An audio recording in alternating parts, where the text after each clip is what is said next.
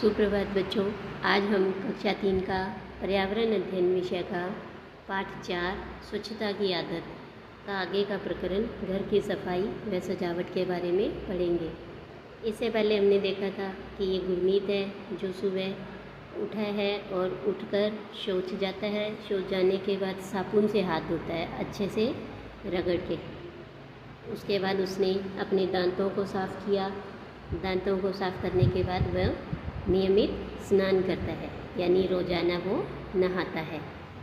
फिर गुरमीत रोज़ाना स्नान करता है और ध्यान रखता है कि शरीर के सभी अंग साफ हो जाएं। वह बगल, गर्दन, कान के पीछे, जांघों आदि को साफ करता है और स्नान के बाद शरीर को तौलिए या गमछे से पोंछता है और फिर विद्यालय गणवेश पहनकर तेल लगाकर बालों में कंघी करता है और तैयार होकर विद्यालय जाता है।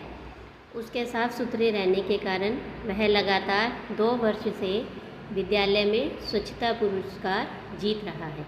देखो, नियमित नहाने से एक तो वो स्वच्छ रहा, कभी बीमार नहीं पड़ा, साथ में उसे पुरस्कार भी मिल रहा है।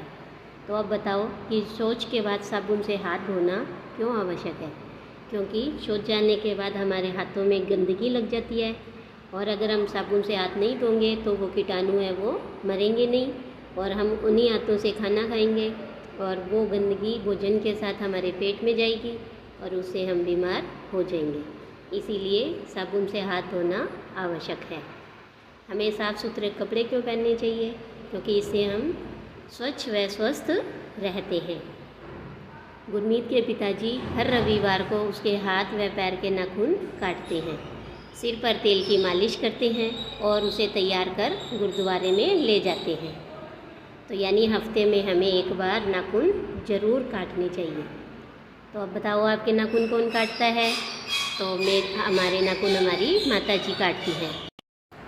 इसके बाद आगे है, आप अपने नाखून कितने समय बाद कटवाते हो?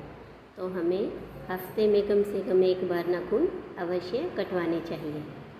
इसके बाद देखो कि समय समय पर नाखून काटना क्यों ज़रूरी है?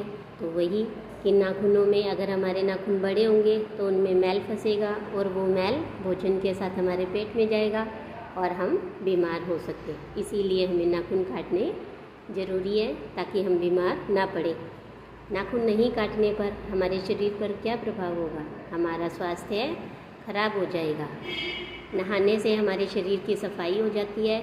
हमें सप्ताह में एक बार नाखून अवश्य काटने चाहिए जिससे नाखूनों में फंसी गंदगी खाने के साथ शरीर में ना जाए। इसके बाद कि शरीर के साथ साथ हमें घर की सफाई भी करनी चाहिए। स्वस्थ रहने के लिए शरीर की सफाई के साथ साथ आसपास का परिवेश भी स्वच्छ होना चाहिए। हम अधिकतर समय अपने घर व विद्यालय में रहते हैं, अतः हमें अपना घर, पड़ोस और विद्यालय को साफ रखना चाहिए। घर की सफाई के साथ साथ हमें सार्वजनिक स्थान जैसे विद्यालय, अस्पताल, बस स्टैंड, रेलवे स्टेशन आदि जगहों पर भी सफाई रखनी चाहिए।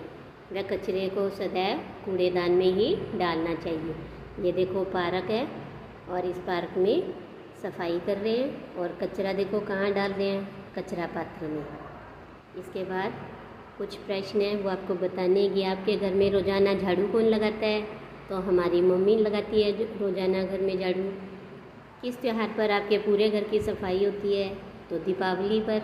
अभी देखो दीपावली आने वाली भी है और आपने देखा होगा कि अपने अड़ोस पड़ोस में और आपके घर में भी दीपावली की सफाई शुरू हो गई है। आपका घर साफ रहे इसके लिए आप घर में क्या मदद करते हो? तो आप क्या करते हो कि अपना सामान जैसे स्कूल का बैग, किताबें, पेंसिल, कॉपियाँ इनको व्यवस्थित रखते हैं और कचरे को कचरे पात्र में डालते हैं। आपके घर का कूड़ा कचरा कहाँ फेंका जाता है? तो हमारे घर का कूड़ा कचरा नगर पालिका का जो वाहन आता है उसमें डालते हैं हमें अपने घर का कूड़ा कचरा घर के बाहर ग्राम पंचायत या नगर पालिका या नगर परिषद द्वारा तय किए गए स्थान पर ही डालना चाहिए। कचरा इधर उधर फेंकने से गंदगी होती है और उसके कारण बीमारियां फैलती हैं। इसके बाद है घर की सजावट, कि हम घर में उत्सवों या कोई पर्व या त्यौहार है या शादी ब्याह होने पर घर की साफ़ सफाई करने के साथ साथ सजावट भी करते हैं। तो इधर देखिए कि 2 चित्र दिखा रखे हैं आपको, एक ये रहा और एक ये रहा। तो अब आप बताओ कि इन चित्रों में घर को किस प्रकार से सजाया गया है। तो ये देखो, इस चित्र में तो ये दीवारों पर फूल पत्तियों के डिज़ाइन बने हैं, इसे बोलते हैं मांडना।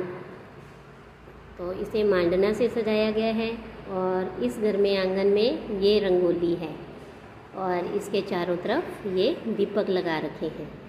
तो हम घर को मांडना, रंगोली, दीपक, फूल पत्तियों, इनसे हम हमारे घर की सजावट करते हैं। घर की सजावट में आप किस प्रकार सहयोग करते हो? तो हम घर में फूल पत्तियाँ लगा सकते हैं, उनका दीपक लगाने में सहायता कर सकते हैं। आप घर की सजावट कब कब करते हो?